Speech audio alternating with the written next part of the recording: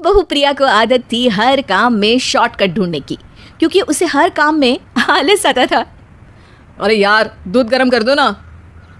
अरे पेट में जाके तो दूध ठंडा ही हो जाना है ना, तो ठंडा ही पी लो ना। अरे तुम मेरा सर गर्म मत करो यार।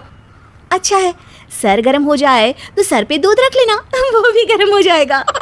एक बात बताओ, तुम इतनी आलसी क्यों हो? अरे बोलो ना, इतनी आलसी क्यों हो? प्रिया जवाब दो। जवाब देने में आलस आ रहा है। पति वहां से उठ के बड़बड़ाते हुए खुद दूध गर्म करने चला जाता है और प्रिया अपनी आंखें बंद करके सोफे पर लेट जाती है। प्रिया की इस आदत का घर वाले सबको पता तो था ही, अब तो बाहर वाले भी उसको आलसी बोलने लगे थे। अरे बहू सुन ना, एक गुड न्यूज है। क्या माँ जी, आप सब कुछ मेरे नाम करने वाली हैं क्या? अरे बस तेरा दिमाग पैसों में ही लगा रहता है।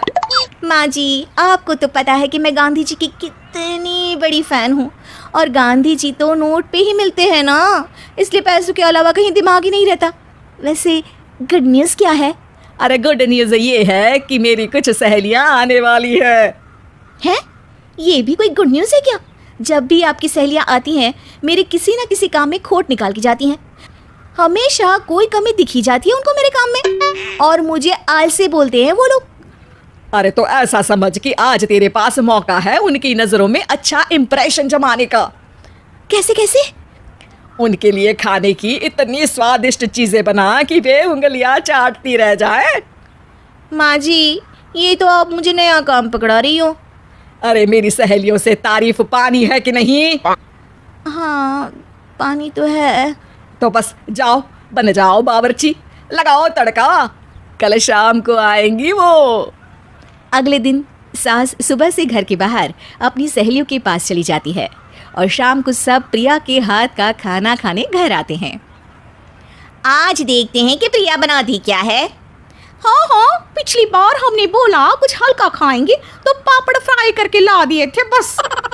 हाँ, और उसके पहले जब आए थे और बोला था कि भारी खाना खाना है तो तरबूज काट कर ले आई थी।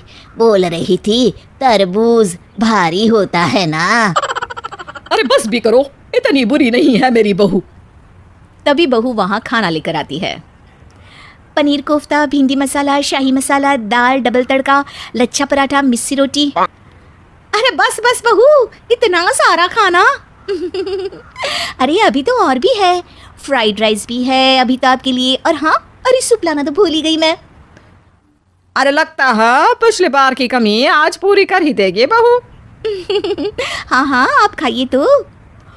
हाँ खाएंगे तो सही, इतना खाना बना तो दिया है, अब देखना भी तो पड़ेगा ना कि बना कैसा है। हाँ हाँ, लगा ले भोग खुद को। खाना चखते ही तीनों सहेलियां प्रिया की वाहवाही करने लगती है। अरे शानदार, जबरदस्त, जिंदाबाद, मजे आ गए प्रिया।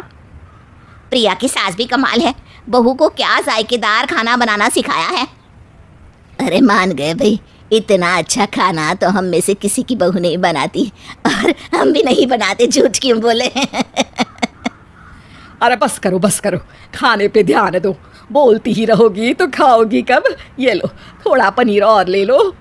सास भी सहेलियों के साथ खाना खाने लगती है, पर बहू के साथ अपनी भी तारीफ सुनकर सास मन ही मन फूली नहीं समा रही थी। प्रिया ने बड़ी खुशी से सबको खाना परोसा और सब ने झट से खाना खत्म भी कर दिया। राधे राधे, मजा आ गया। और थक गई खाना खाते खाते, अब बस बिस्तर लग जाए मेरा। अब तो जब भी मेरे घर मेहमान आएंगे प्रिया को ले जाया करूंगी खाना बनाने के लिए, मेहमान भी खुश हो जाएंगे। सास खुश है कि प्रिया की इमेज अपनी सहेलियों के सामने काफ़ी सुधर गई है। प्रिया खाने के बर्तन समेटती है, इतने में तीनों सहेलियां हाथ धोने किचन में चली जाती है। तभी एक सहेली देखती है कि किचन स्टैंड पर कागज़ पड़ा हुआ है। वो सोचती है कि कागज़ को डस्टबिन में डाल दे। जैसे ही वो उसे उठाती है तो देखती ही रह जाती है। दरअसल वो एक बिल है जिसमें वो सारी चीज़ें लिखी है जो उन्होंने अभी अभी खाई है। वो चुपचाप बिल उठाकर बाहर आ जाती है और उसके पीछे बाकी दो सहेलियां भी आती हैं। प्रिया, खाना अच्छा बनाया था, सच कहूँ तो बहुत अच्छा बनाया था। थैंक यू, बहुत अच्छा लगा सुन के। हाँ, पर जिसने बनाया वो इतनी तारीफ सुनता तो उसे और भी अच्छा लगता। क्या मतलब? ये बिल देखो, तुम्हारी बहू ने ऑनलाइन ऑर्डर किया था खाना। अरे तारीख तो आज की ही है ना? हाँ हाँ, आज की ही है। प्रिया, ये सब सही है क्या? प्रिया अपना सर झुका लेती है। सास सब समझ जाती है कि बहू की चोरी पकड़ी गई है। इतना भी आलस अच्छा नहीं प्रिया। अरे बता ही देती कि बाहर का खाना है, मैं बाहर का खाना खाती नहीं हूँ।